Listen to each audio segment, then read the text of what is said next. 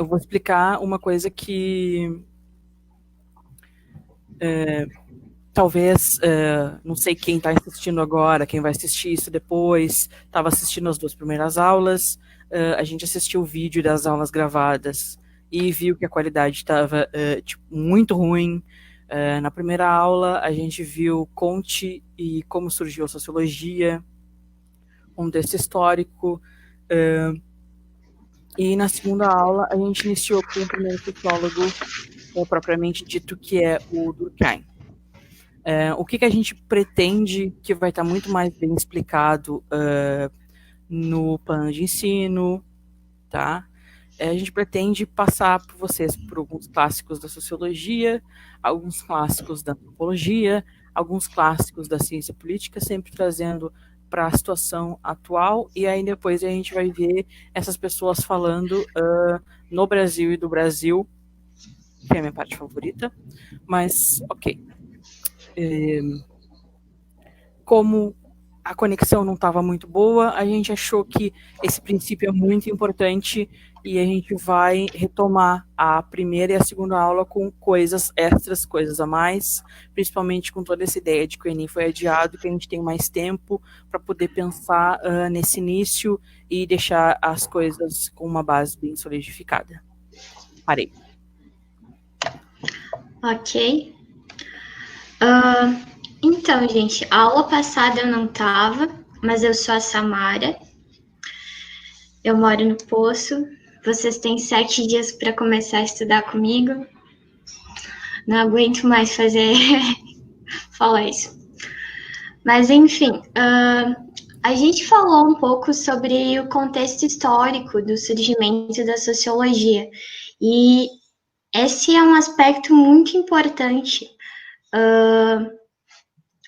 Tudo que a gente estiver vendo relacionar com um momento histórico, porque a partir disso a gente vai entender melhor por que aquilo aconteceu, o que estava acontecendo, porque tudo está interligado com a história, não acontece do nada. Acontece porque naquele período estava rolando algo que desencadeou, nesse caso, o surgimento da sociologia. Então, os 3 principais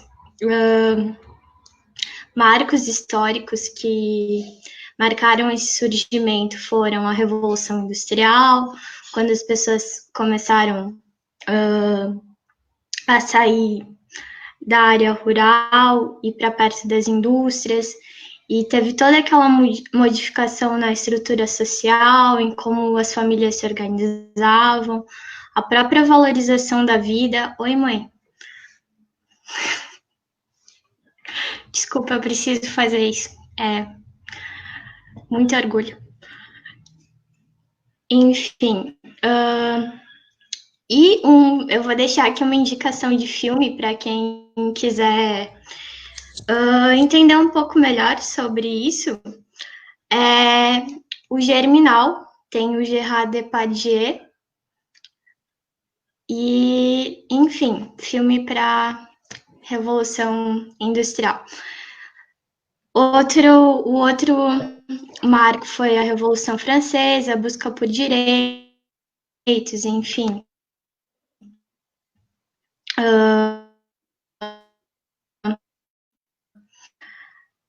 E o iluminismo, as pessoas começaram a valorizar mais o pensamento humano, o próprio ser humano. Enfim. Pedro e Lucas.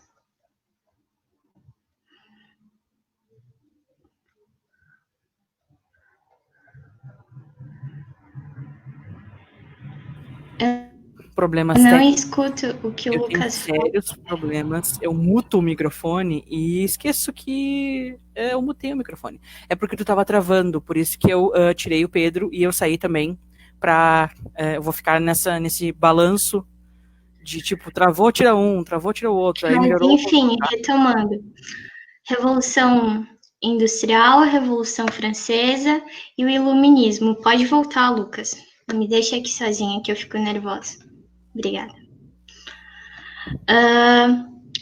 Termo da sociologia, quando surgiu?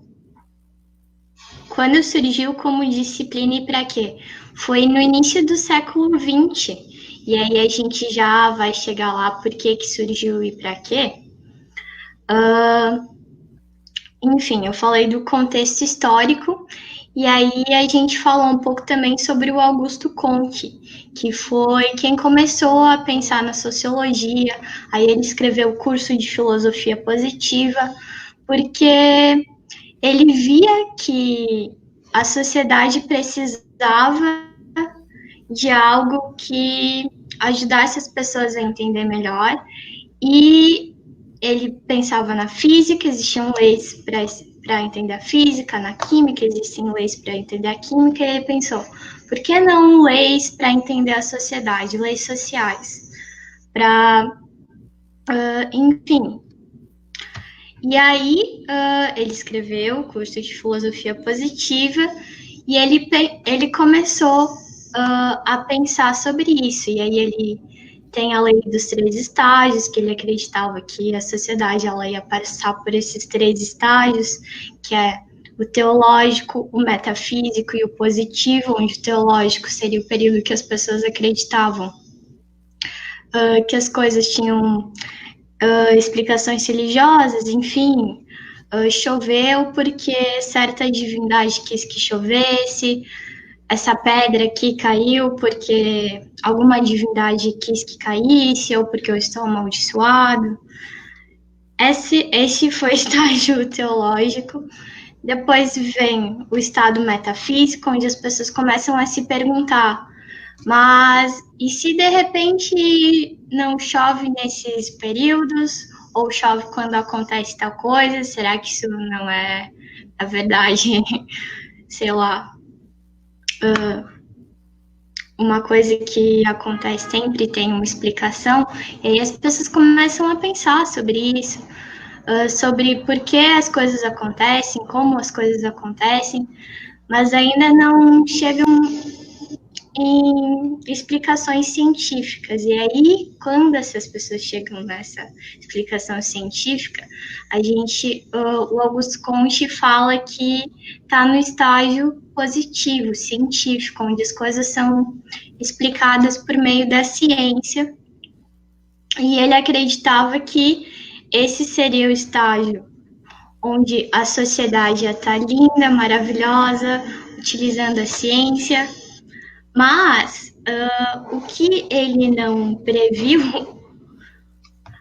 ou previu e esqueceu de falar para o resto das pessoas, guardou para ele, foi que a sociedade ela está em constante mudança. Não é porque o tempo passa que a gente necessariamente evolui. Às vezes a gente volta um pouco, às vezes a gente anda para frente, às vezes a gente anda para trás. Pode acontecer. E aí, esses estágios, eles não são definitivos. E alguém quer começar a falar sobre o Durkheim, para não ficar fazendo monólogo aqui? Eu quero um exemplo, vamos brincar de exemplos, porque toda a ideia do Comte é nesses estágios de pensamento, dá a entender que é uma coisa tipo, numa época da humanidade, a humanidade pensava, dava desculpa, o que aconteceu é Deus. E aí depois, num outro período, eles começaram a pensar por que as coisas aconteciam. E aí agora estamos no período ideal, que é como as coisas devem ser, que é o período positivo. Mas a gente consegue encontrar hoje, dentro da mesma discussão e no mesmo lugar, pessoas que vão conversar e elas vão ter essas três, vão participar dessas 3 etapas. Vamos dar alguns exemplos. Não rolou agora há pouco, se o Brasil não está se desenvolvendo, é porque vocês estão torcendo contra? Que tipo de pensamento é esse? Isso se encaixa dentro de qual das 3 etapas? Pode responder no chat, pessoal. É gratuito. É de graça, a gente não vai pagar os comentários. Mas, enfim, sempre lembrando, gente, que isso aconteceu lá pelo início, pelo fim do século XVIII, início do século XIX. E então, pensem no contexto daquele período. Quando ele falou sobre, quando ele pensou nos 3 estágios, ele estava nesse contexto. A gente sempre tem que analisar de acordo com o contexto da época. Claro, hoje estamos em 2020, mas pensar que toda a informação que a gente tem hoje, naquela época ainda não tinha. Então, contexto. Se vem, é bem isso. Tipo, vocês não estão torcendo, né? Mas esse contexto que a Samara tá falando é bem isso, bem isso. Infelizmente, tá? Há pouco ela deu a indicação do filme Germinal. Eu vou ter que cometer, tipo, sei lá, uma coisa muito feia, tá? E ter que recomendar para vocês O Nome da Rosa. Mas, desculpa. Todo aluno jura que quando virar professor, quem fez licenciatura jura que nunca vai passar O Nome da Rosa. Eu, por exemplo, enquanto estava no ensino médio, eu devo ter visto O Nome da Rosa na mesma série, tipo, umas 8 vezes. Mas, enfim, é O Nome da Rosa, Tempos Modernos. Todo mundo... porque tem gente que não viu, então, e é importante para entender, enfim, o contexto, né? Maria Antonieta também é muito interessante. É bem isso, muito isso. Mas assim, ó, o meu ensino médio foi muito ruim, então, tipo, eu vi O Nome da Rosa só na universidade, eu sinto muito. Ninguém passou O Nome da Rosa no ensino médio. Então, Mas é também interessante destacar aqui, nesse sentido, o Conde está falando é de um evolucionismo social. Então ele está analisando a sociedade da Europa, está falando assim, ele é francês, né? Então ele está partindo da França para dizer assim, ó, aqui é o lugar que a gente já chegou num patamar ideal. Então, resto do mundo, venha, o caminho de vocês é chegar até onde a gente está. Vocês estão nos estágios, vocês vão chegar na gente. Tem todo esse contexto eurocentrista também. Porque quando ele estava falando sobre isso, ele estava vendo a sociedade como se fosse uma pintura, um quadro.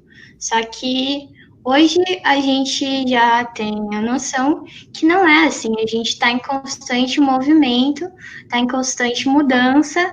E olha só, a gente vive no Brasil. A gente sabe que hoje a gente vai dormir, amanhã só quem sabe. E bem o que o nome era o que eu ia comentar, essa ideia do que o Nome da Rosa traz, que seja o filme, seja o livro, dói de ver, mas pelo menos ele te dá uma noção de como que se trabalhava antes toda essa ideia de um pensamento positivo, de um pensamento científico, de um método, de algo ser rigoroso. Não é aquela coisa assim, onde é que eu encontro gasolina barata? Aí alguém responde, nos postos Ipiranga. E aí, tipo, não, cara, me contou, é a mesma coisa que a gente vê hoje. Tá no Facebook, é verdade.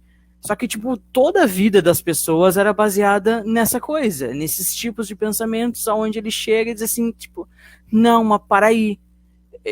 Não dá para seguir deixando as respostas da humanidade ou porque Deus quer, ou porque a gente teve uma ideia. É preciso ter rigor científico para a gente encontrar uma verdade e a gente trabalhar com uma física social, tá? Porque é uma física, ao invés do que a física faz com a natureza, fazer uma física da sociedade para que a gente possa observar isso e que a gente tire leis que vão funcionar e que eu consiga analisar essa sociedade e prever, muito importante prever o que vai acontecer depois, porque eu entendo o comportamento dessas pessoas.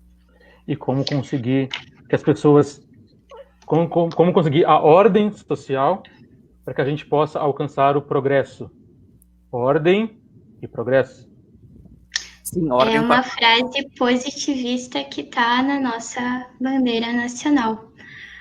Mas, enfim, é o pensamento sociológico sistemático, que você define um objeto, estabelece o conceito, define um método.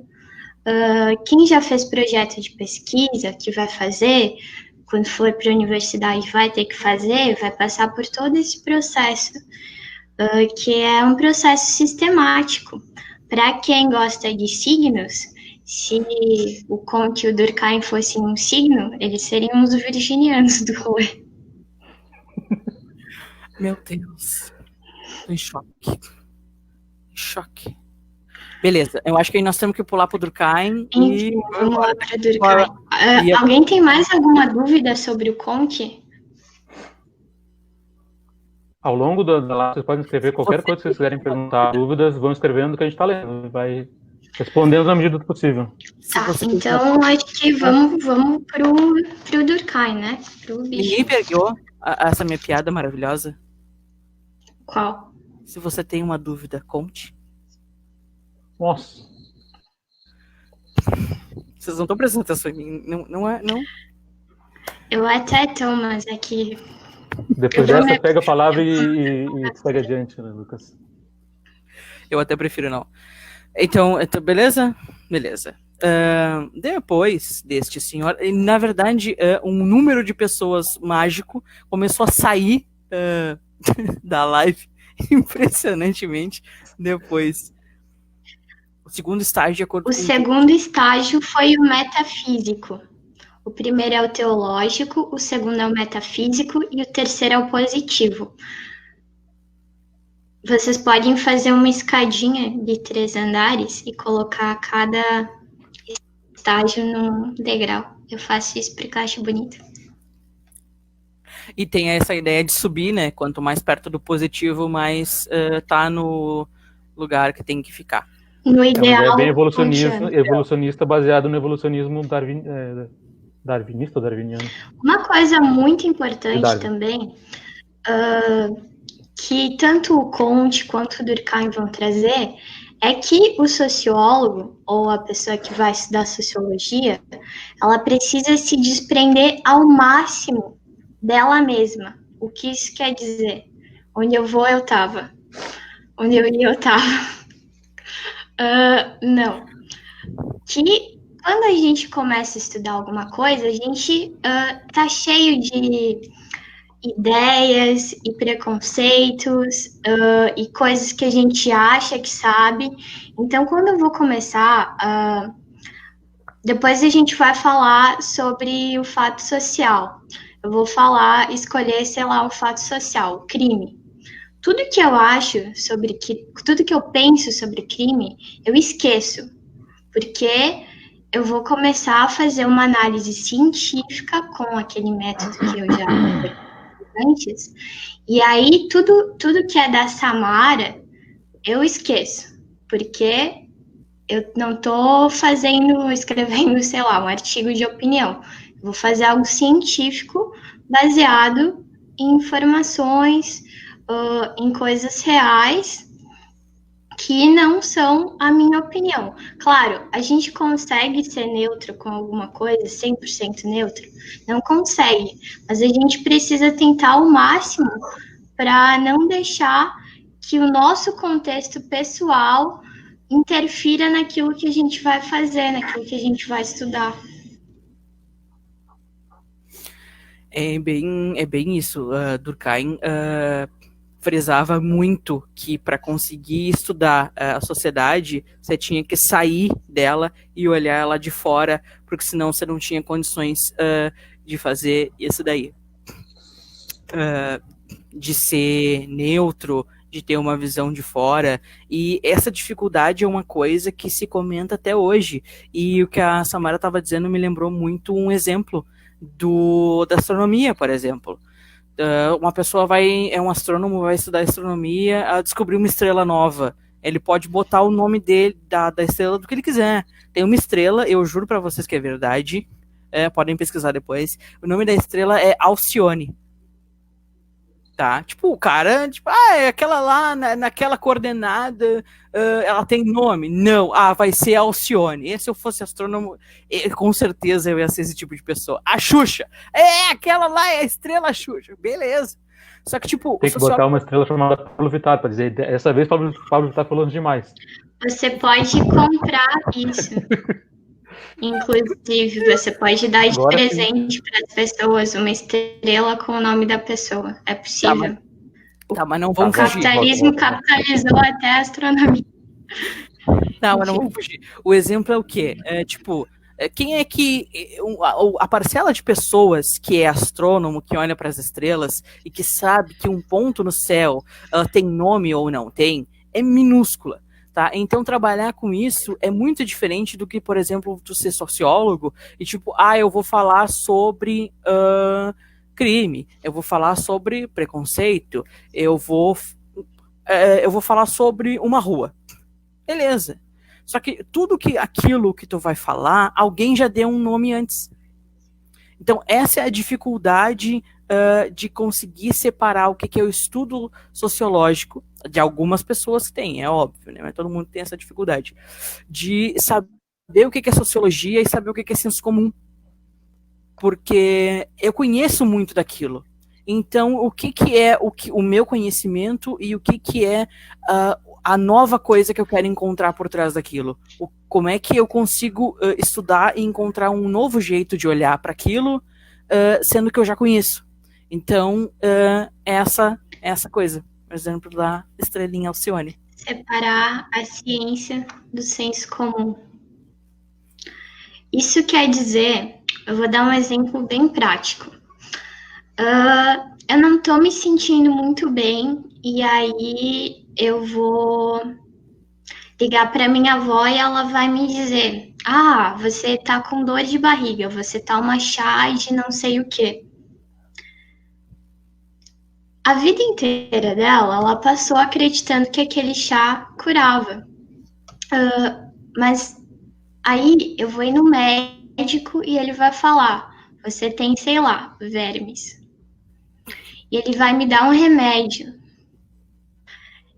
Eu vou dizer para minha avó: você não sabe de nada, quem sabe é o médico, eu vou tomar o remédio que o médico me falou?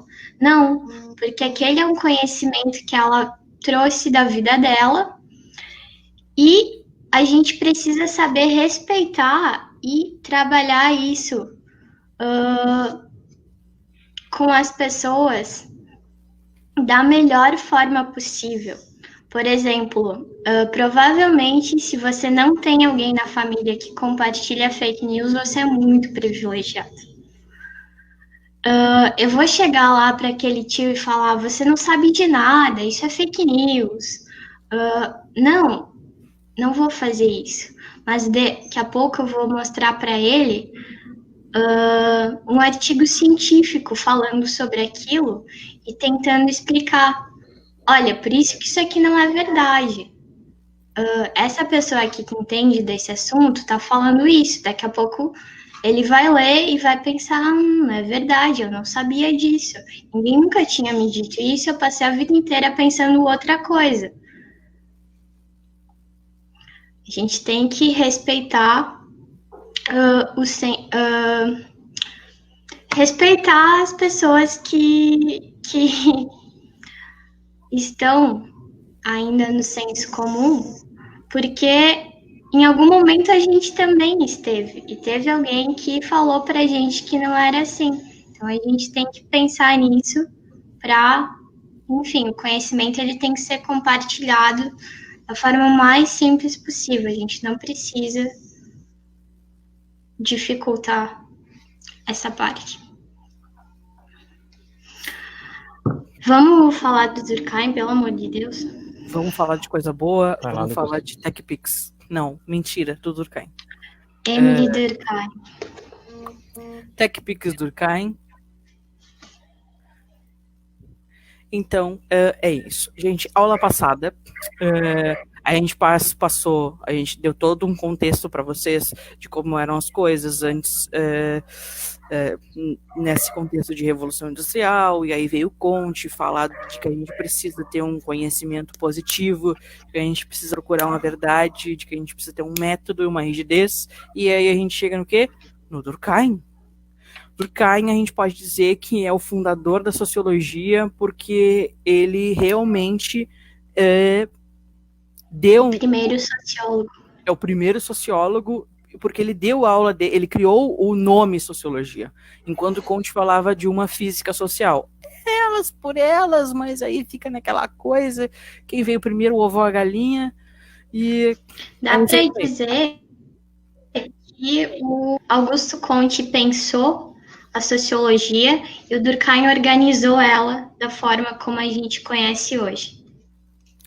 E para falar nessa história de regra, né, que o Comte tanto estava naquilo, tipo, a gente tem que encontrar uma regra. A regra e a teoria que o Durkheim surgiu, o objeto de estudo dele é o fato social. Fato social. Vamos de novo ao fato social. O que é um fato social? Primeiro, é o estilo de... Três características. Não, eu sei. É o tipo de ensino do Bourdieu. Você repete, até a pessoa entender sociologia da educação. Até a pessoa que bater com o tijolo. Beleza, o que é um fato social? Em primeiro lugar, ele é um fato. E em segundo lugar, ele é social. Muito impressionante isso. Mas é bem isso. A gente parar para pensar no que as palavras significam. Tá? Um fato social tem 3 características. Ele é externo, coercitivo e geral. Tá? Mas então, o que é isso e do que nós estamos falando? O fato social, ele é externo, porque ele não depende de mim, tá? Eu, indivíduo, tá? Ele é externo aos indivíduos, então ele não depende dos indivíduos, tá? Ele age por fora, porque ele existiu antes de eu nascer, e ele vai continuar existindo depois de eu morrer. Então ele não depende da minha pessoa. Ele é algo externo a mim. Ele é coercitivo, porque ele me coage, me obriga, me impele a fazer coisas. Tá? Ele me coage. Por isso, coercitivo. E, por último, ele é geral, porque ele não acontece só comigo, estrelinha da manhã, ele não acontece só com a Samara, outra estrelinha da noite, e ele não acontece com o Pedro, que é a Lua. Não, a Lua não é uma estrela, eu entendo de fazer. Um solzinho que nem o Pedro, ok? Um fato social não acontece com uma pessoa porque ele não depende do indivíduo. Ele é geral, ele é coercitivo e ele é externo. E é importante destacar essa questão do coercitivo, que a coerção não necessariamente se dá em força de lei. Por exemplo, a gente pode dizer, não pode matar. Bom, não pode matar está na lei, então ninguém faz porque está na lei proibindo. Mas tem outras coisas que a gente é induzido a fazer ou a deixar de fazer por força da sociedade. Não tem nada que me impeça oficialmente, mas a sociedade, algo a mais do que isso, me induz a fazer isso ou não fazer isso. Você vai para a aula. Um beleza. Exemplo... Ai, desculpa.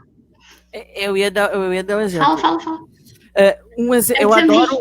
Eu adoro o exemplo do palhaço no funeral, tá? Ninguém vai vestido de palhaço num funeral. Mas vamos fazer uma coisa assim mais cotidiana. Você nunca viu American Horror Story. Por exemplo, se chega alguém na escola, se entra alguém no fórum, num escritório de advocacia, com o cabelo descabelado, de chinelo e sujo, o que vai acontecer?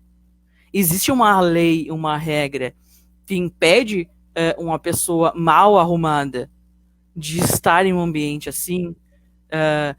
Agora que o pessoal pelotense pode ir de chinelo pro centro, algumas coisas são mais coercitivas, se consegue perceber mais ou menos uma coerção, e dependendo do exemplo, tá? Mas, por exemplo, uma pessoa ir fazer piada num velório, pode.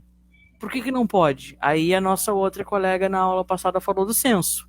Mas quem é que dá as regras desse censo, o que pode, o que não pode fazer, se não está escrito numa lei? O fato social. O fato social é um fato, ou seja, é uma coisa que é certa que vai rolar, porque, tipo, não é uma pessoa descabelada entrou no fórum e ela foi barrada. A outra não vai ser. Não, é uma coisa que acontece para todo mundo. É uma coisa que é certo, é verdade. Aí volta pro método positivo. Vai rolar. É isso aí. Tá? E o social, que remete à sociedade, ou seja, várias pessoas, e não eu, a estrelinha da manhã. Sozinho, o indivíduozinho. Nunca tinha pensado que podia fazer a dança do dedinho explicando fato social. Exemplos por vocês. Outro exemplo muito interessante é o idioma. O idioma é um fato social. Quando a gente nasce, a gente nasceu no Brasil, a língua oficial é o português, língua portuguesa. Quando a gente nasceu, a gente não falava, então a gente aprendeu a falar português. É uma coisa geral, é uma coisa que no Brasil os brasileiros falam português. É geral, então por isso, ok? Claro. Eu não tô acostumada com live, eu fico olhando, pensando que eu vou ver alguém concordando, desculpa. Ele é coercitivo porque se vier um estrangeiro aqui para o Brasil e sair com umas pessoas, vai sair com um grupo de brasileiros, e ele vai falar em russo. Ninguém vai falar com ele, ele vai ficar excluído. Então, é uma coisa que você está coagido. Se eu quero me enturmar aqui no Brasil com outros brasileiros que falam língua portuguesa, eu preciso falar português. Então, por isso que eu sofro essa coerção. Eu quero ter amiguinhos, eu preciso falar o idioma desses amiguinhos. E ele é externo, por quê? Aquela coisa que eu falei antes, eu não nasci falando português. Eu nasci no Brasil, eu nasci numa família brasileira, eu aprendi a falar português, então é uma coisa que é externa a mim.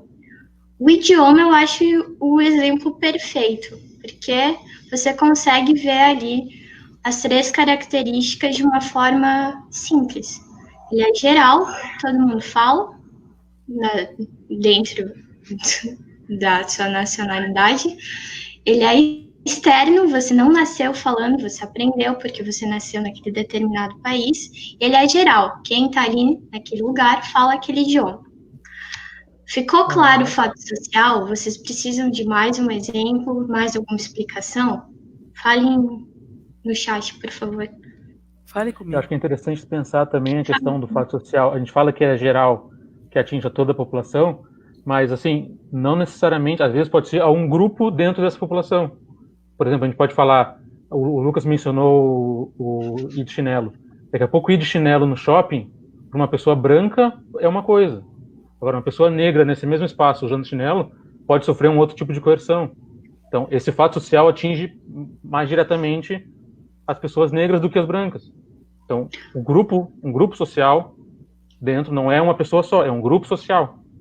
Mas é geral por causa disso. Não necessariamente é toda a população de Pelotas, mas é um grupo social grande dentro dessa população. Quando eu quero fazer parte de um grupo também, eu quero ser emo. O que eu preciso para ser emo? Eu preciso usar roupa preta, eu preciso ouvir os discos da Fresno, eu preciso... na minha época, a gente usava um negocinho, na minha época. Chegou o momento de dizer na minha época. A gente usava um negócio que chamava munhequeira, que era xadrez, que era uma coisa que os emos usavam. Então, se eu quero fazer parte de um grupo, isso é um fato social. Eu faço coisas que aquele grupo que eu quero entrar fazem para que eu possa participar. Porque se eu for lá numa rodinha de emo com uma camiseta, sei lá, toda de rosa, com uma camiseta da Britney, eu não vou ser aceita, eu vou ser coagida a andar a me vestir como eles, a me portar como eles, se eu quiser fazer parte daquele grupo. O chamado poser. Mas bom, vamos deixar o Pedro... Vamos adiante, porque senão a gente não vai ter tempo de falar tudo que a gente tem para falar. Lembrando assim que o Durkheim, né, como a gente falou mais cedo, ele traz um pouco ainda da visão do Comte. Então, o método que ele usa, ele chama de positivista funcionalista. Positivista porque ele tem ainda traz esse resquício do Comte, e funcionalista porque ele está pensando o que esses fatos sociais, o que essas estruturas contribuem para qual a função dessas coisas, desses fatos sociais, dessas instituições e tudo mais, na preservação da sociedade, na manutenção e na busca por coesão, que é o que ele mais prioriza. Ele pensa como fazer a sociedade permanecer coesa. Aí ele traz para a gente, então, um outro conceito, que é a solidariedade. Solidariedade seria justamente essa questão dessa busca por coesão. O que faz com que as pessoas, os indivíduos, busquem se manter coesos, busquem se manter unidos na sociedade. Então, ele estuda e traz para a gente que tem dois tipos de solidariedade. Solidariedade mecânica e a solidariedade orgânica. A primeira solidariedade mecânica, ele trata naquilo que ele chamava de sociedades primitivas, né? Na época, ele chamava de sociedades primitivas, que são as sociedades em que as pessoas são mais parecidas entre si, a consciência coletiva é mais forte, as pessoas têm a noção do todo, que são uma pequena parte para construir a sociedade como um todo, tem os valores rígidos e essa proximidade de estar juntos um do outro, e o trabalho, especificamente nessas sociedades, tem baixa divisão. São poucas coisas que são feitas e todo mundo meio que sabe fazer tudo. Por exemplo, numa tribo indígena, todos os homens sabem pescar, sabem caçar, sabem plantar, sabem cuidar da alimentação. As mulheres sabem cuidar das crianças, preparar as casas, cuidar da comida e tal, essas coisas. É uma coisa que a única divisão que tem, mais ou menos, é por gênero. De resto, todos os homens têm exercem esse mesmo trabalho e todas as mulheres exercem o mesmo trabalho. Então, o trabalho é muito próximo. Então, as peças todas são muito parecidas. Os indivíduos são muito parecidos. Então, a solidariedade entre eles se dá a partir dessa forma, desse coletivo, né, que a gente pode fazer a analogia a partir de um relógio. Como é que funciona o relógio? São várias engrenagens muito parecidas entre si e que, juntas, elas fazem o relógio funcionar. E se uma deu problema, eu posso rapidamente trocar por outra, que vai continuar funcionando o meu relógio. Troco por outros. Oi? Troco por outros. E no caso da solidariedade orgânica, aí já é a partir das sociedades mais complexas, em que a divisão do trabalho se dá de forma mais intensa, em que as pessoas se tornam especialistas naquilo que elas fazem e não sabem fazer outras funções. Por exemplo, o médico da intensivista, por exemplo, que está falando todo mundo aí na TV agora, ele é especialista em trabalhar na UTI. Agora, qualquer outra coisa, da medicina ele pode até saber mais ou menos, mas de outras áreas ele não sabe. Ele não sabe necessariamente fazer pão, plantar, construir a máquina que vai... Tudo aquilo na volta dele que ele precisa para sobreviver, ele não tem essa função. Ele não sabe exercer aquilo, mas ele precisa. Eu sou professor de sociologia, eu sei dar aula de sociologia, mas eu não sei Se eu ficar doente, eu preciso de um médico. Para ir para o trabalho, eu preciso do motorista de ônibus. E por aí vai.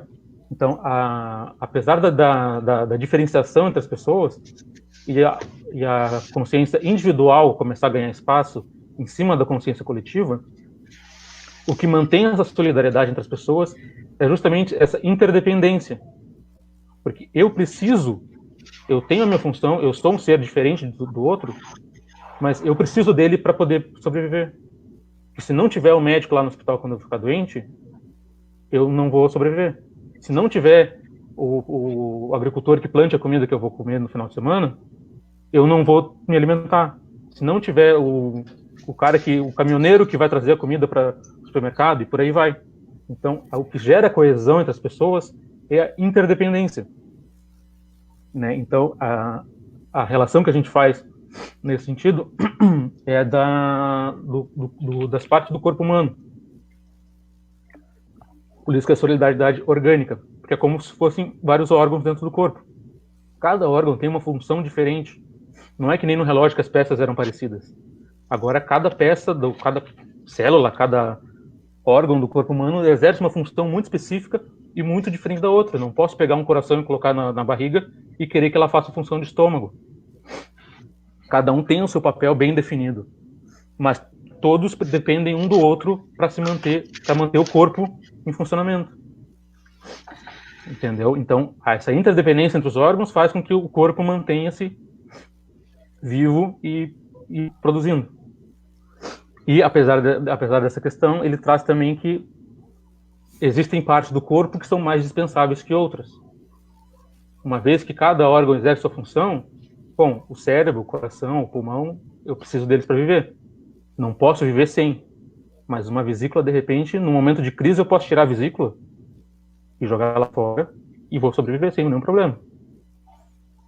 Se eu estou com um problema na mão, eu posso, no última instância, amputar minha mão, meu pé, eu sigo minha vida normalmente. Eu consigo viver. Então, certos órgãos, certas camadas da sociedade, certos aspectos da sociedade são mais dispensáveis do que outros, dentro dessa divisão do trabalho social que o Durkheim nos apresenta.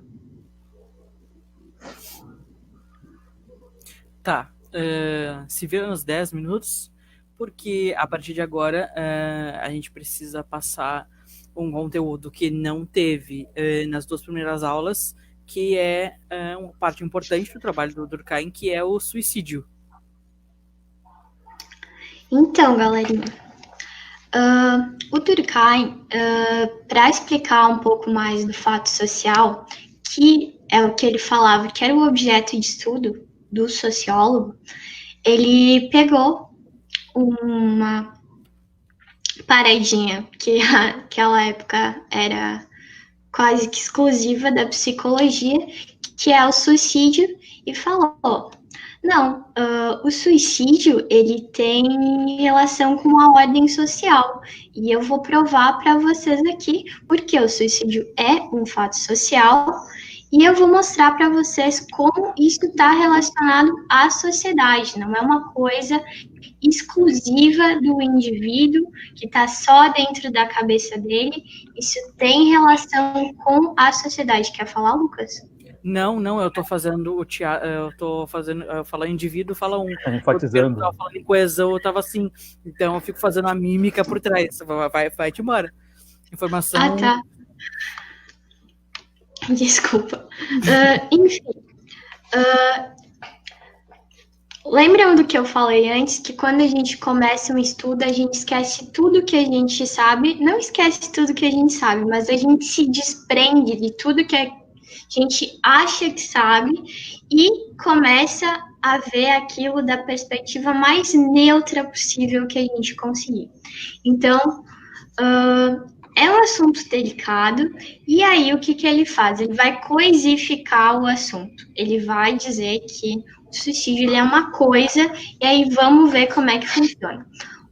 Um conceito muito importante sobre o suicídio é que o Durkheim vai falar sobre isso no livro que ele escreveu, que se chama O Suicídio, que é, enfim,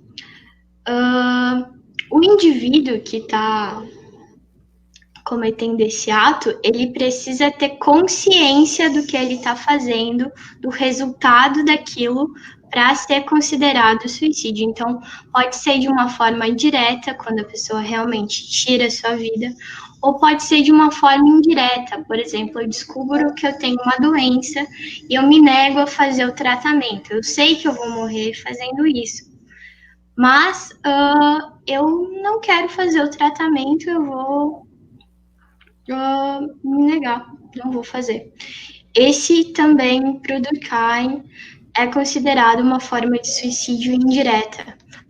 Ou, não sei, eu faço um uso excessivo de drogas que eu sei que vão ocasionar na minha morte. Isso também é um tipo de suicídio indireto.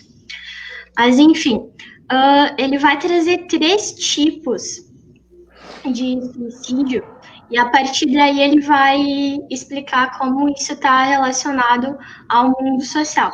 Ele vai falar sobre o suicídio egoísta, que é quando o indivíduo ele tem pouca ligação com o meio social, está mais relacionado ao ego individual, é mais particular ao indivíduo.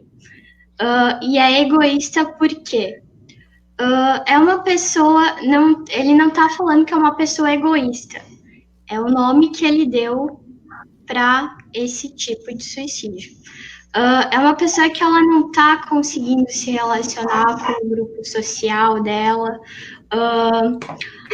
Algo que aconteceu na vida dela, mudou de cidade, perdeu o emprego, o crush não me quer, acontece. Eu não estou me sentindo ligada àquele grupo social do qual eu pertenço, então ele vai considerar o suicídio egoísta, quando a pessoa ela tem pouca participação social. E por que isso está ligado ao mundo social? Porque aconteceu alguma coisa, por exemplo, a pessoa que está com pouca participação, ela não se vê parte daquilo. Então, essa é a questão social relacionada a esse fato social. O segundo tipo é o altruísta, que é uma pessoa que ela tem uma participação muito forte com o grupo social que ela participa, tanto que ela está disposta a morrer por aquilo, como causa daquela participação social. Ela tem uma integração muito forte. Esse suicídio ele é visto pela pessoa como uma obrigação, uma necessidade. Por exemplo, vocês já ouviram falar dos kamikazes? São as pessoas que pilotavam aviões, não sei se esse é o termo correto para o veículo, mas enfim, coisas que voam, e se jogavam nos alvos. Enfim, pessoas que em determinada sociedade têm alguma questão de honra, e para isso é que elas precisam morrer. Esse também é considerado um suicídio altruísta. Pessoas que fazem terrorismo, homens-bombas, é um tipo de suicídio altruísta. E aqui é muito importante lembrar daquilo que eu já falei antes, e vou falar de novo porque é importante. Mas eles são terroristas, por que isso é altruísta? A gente não está julgando se isso é certo ou se isso é errado. A gente está pensando na causa. Aquela pessoa que fez aquele determinado ato, que se encheu de bomba, explodiu o shopping, ela fez aquilo porque ela acreditava naquela causa, logo, altruísmo. É um tipo de suicídio altruísmo. E o terceiro, estou ficando sem tempo, estou me sentindo no Faustão aqui. Se ficarem com alguma dúvida, coloquem aqui nos comentários que eu retomo. Mas, enfim, e o terceiro é o anômico, que é o mais importante quando a gente vai estudar esse fenômeno pelo viés sociológico. que são períodos de anomia social, ou seja, mudança na organização, as regras e os valores mudam de forma muito brusca e aquele indivíduo ele não se sente mais parte, ele não consegue acompanhar aquela mudança e ele acaba por cometer suicídio, por exemplo. Períodos de crise, como a crise da Bolsa de 29, as pessoas teve alta taxa, uma alta na taxa de suicídio, porque as pessoas viam aquilo acontecendo, não sabiam o que fazer. É engraçado também, não é engraçado, desculpa, não devia ter usado essa palavra. É interessante o recorte também de classe, de gênero, por exemplo. Quando o divórcio foi permitido, teve uma alta no suicídio de mulheres, por medo de serem deixadas, casamento acabar, enfim. Porque a gente sabe que também houve um período que as mulheres não podiam trabalhar, não podiam votar, dependiam dos seus maridos. Então, num caso de divórcio, elas acabavam se suicidando, porque elas não viam mais uma função social na individualidade delas. Vocês conseguem entender? Então, esse é o tipo de suicídio anômico. Está acontecendo alguma coisa na sociedade, teve alguma mudança, períodos pandêmicos, como que a gente está vivendo agora, e aquele indivíduo ele não sabe o que fazer, ele não consegue acompanhar essa mudança. Então, esse é o tipo de suicídio anômico, quando está rolando alguma anomia social. Tudo que eu conhecia desmoronou, tá tudo mudando, as regras, as tradições que eu conhecia não existem mais, então eu não consigo acompanhar e aí eu acabo cometendo suicídio porque eu estou vivendo esse período de anomia, suicídio anômico. Enfim, vocês têm alguma questão sobre isso? Vocês querem que eu retome algum dos 3 tipos? Lucas e Pedro. Sobre tudo que a gente falou até agora. Eu tenho 3 comentáriozinhos, um de cada. Posso? Claro. Para memorização rápida, a Samara estava falando da anomia, vamos começar de baixo para cima. Porque eu sempre faço a ligação da anomia com a anemia, tá? Ok para vocês? Anemia deixa a pessoa fraca, é uma doença da sociedade, entendeu? A anemia, entendeu? Deixa as coisas fracas, as regras não têm mais peso, já não tem mais o valor que elas tinham antes. Então, tipo, quando a sociedade está doente, anêmica, há uma anomia, ok? Ok. Redação Enem 2020, bota lá, por que o suicídio anêmico? Não, gente, não é anêmico. Anêmico é a pessoa. Quando é a sociedade é anômico, tá? Anômico. É o anômico, o altruísta e o egoísta. E aí, para dar uma, por exemplo, essa ideia entre o egoísta e o altruísta, a gente pensa o egoísta como a gente estava pensando essa sociedade enquanto um ser orgânico, tá? E imagina se tá lá a sociedade é o corpo humano e aí as pessoas são os órgãos. Beleza, tá lá todo mundo de boa e aí chega um momento que o coração é tipo, eu não quero. Não, por vários motivos eu não vou funcionar. Eu não quero mais isso. Eu não quero mais isso. Quer dizer que o indivíduo que cometeria suicídio anômico é o apêndice, porque ele não se vê parte daquele todo. Ele pensa, se eu não estiver aqui também não vai mudar nada. Sim, também tem isso, mas a ideia do egoísta é num sentido de que todos, coesão.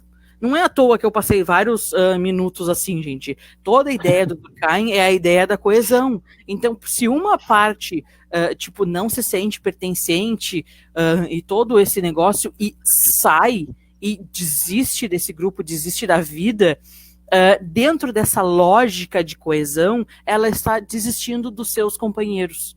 Então, ela está sendo egoísta. porque ela está pensando no indivíduo em si enquanto pessoinha e não enquanto vários, tá? Porque a ideia é o coletivo, a ideia do Durkheim é o coletivo e não o individual, tá? E a ideia do altruísta é se pensar em grupo, porque não importa se tu gosta ou se tu não gosta do ato que a pessoa está fazendo, ela está fazendo aquilo em prol do seu grupo. Então, pode dar spoiler de Vingadores Ultimato? Pode. Homem de Ferro? Não, a Viúva Negra também, né? O cara se sacrificar para salvar a humanidade. Sim, ou por exemplo, o Thanos. Porque não tinha vindo aí do Vingadores Ultimato, galera, foi mal. O Thanos também, já faz mais de um ano. Spoiler, porque eu levo 2 anos pra ver um filme. Essa já tá fora de questão já. O Thanos achou que foi altruísta? Pra ele não, ele não gostou porque interferiu os planos dele. Mas não é do Thanos que a gente tá falando, a gente tá falando do grupo que era tanto a Viúva Negra quanto o Homem de Ferro. Para este grupo, isso foi um suicídio altruísta. Uma coisa que eu me dei conta agora, que o Lucas falou, cuidado para não confundir coerção e coesão. Coerção é quando eu estou sendo coagido a alguma coisa, quando eu preciso, eu sinto que eu preciso fazer aquilo, senão eu não vou fazer parte daquele grupo, eu estou sendo coagido. Se eu não falar, se eu não pintar o meu cabelo de azul, eu não vou fazer parte daquele clubinho que eu quero. Beleza. Nós vamos ter que encerrar, agora, porque tem uma outra aulinha e a gente já se passou uns 4 minutinhos. Só para lembrar, a Beatriz colocou nos comentários aí o link do nosso grupo do WhatsApp. Entrem, coloquem dúvidas, a gente vai colocar material, eu sei que ainda estamos atrasados nisso. Vai entrar material, plano de ensino, não deixem de entrar lá para participar. E na próxima aula, Max Weber. Um beijo e tchau. Queijo, porque rima com beijo e é bom. Tá? Tchau. Até semana que vem. Eu prometo que eu vou parar com as piadas horríveis, tá, gente? Beijos. Por favor. Mentira, não vai parar, não. Não, eu prometo isso há 5 anos. Sinto muito. Tchau.